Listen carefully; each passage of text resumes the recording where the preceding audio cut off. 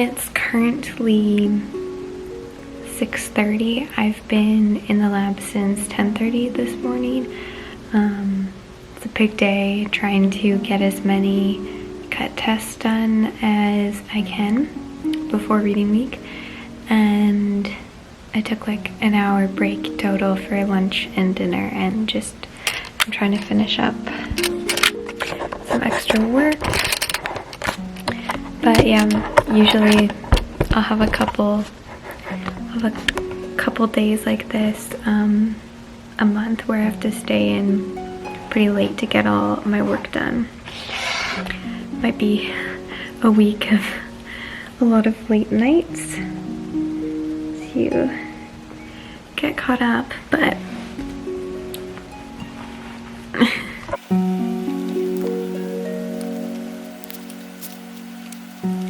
hello. So I am currently running another experiment while doing the prep for it, which is the agar plate experiment with seeds germinating that I'm doing. So I've already weighed out some of the agar and MS salts, which half of the plates are infused with, and I'm just doing the last step, which is gibberellic acid, which is involved in plant hormone involved in germination, and thus I'm wearing safety gear just to be safe.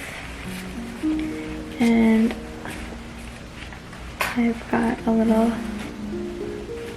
paper tray to weigh out 0.10401 grams of this, so it's very finite. I'm going to tear the paper again.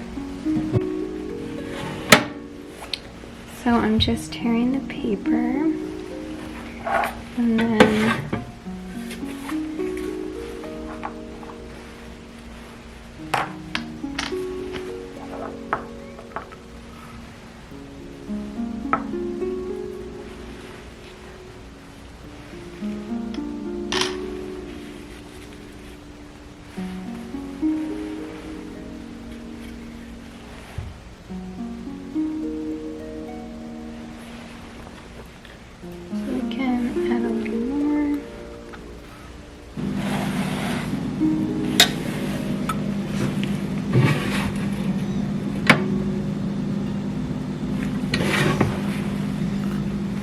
hey, I thought I would talk to you a little bit about what my thesis is, hence I'm stealing Roshin's plant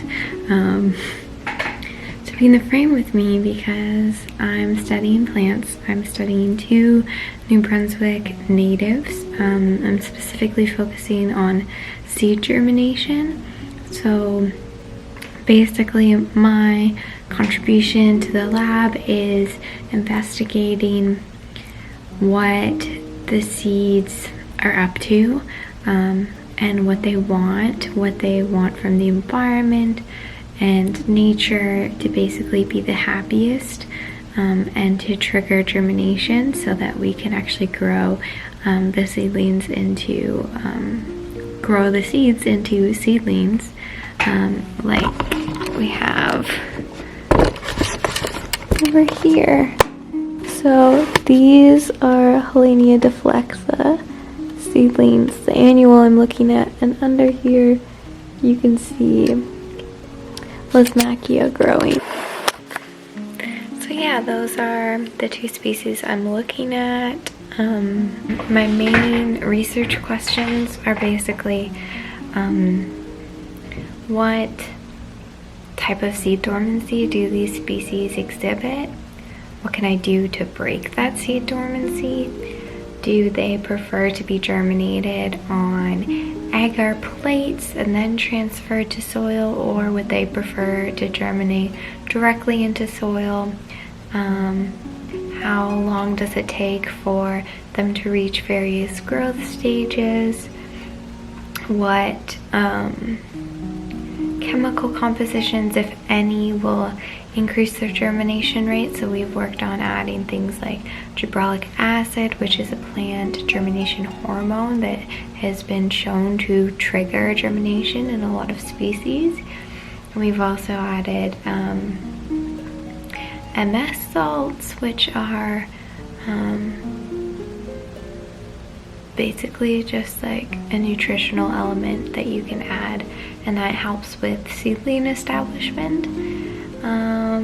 And we've also looked at varying the amount of time that the seeds spend in cold storage, cold stratification, and that basically mimics their season of winter, which is an important trigger for plants when they're trying to figure out when's the best time to germinate. It's usually not during winter, so they've evolved to be dormant during that period of time. So we've got to give them that simulation that it's winter and you don't want to germinate, and then take them out and put them on this nice growth cart where it's nice and warm and sunny all the time, and say, hey, you should germinate now, please, so that I can grow you, and then future students can study the plants in more detail.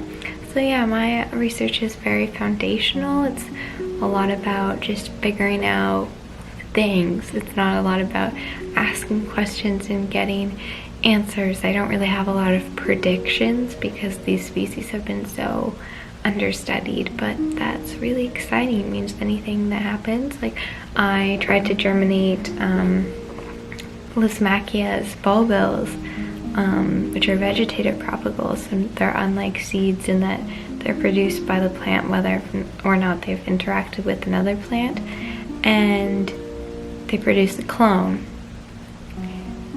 And we thought, oh, we'll just germinate them on moist vermiculite because that's what everyone says to do. Don't do that with this species. It did not work. Finishing up scoring.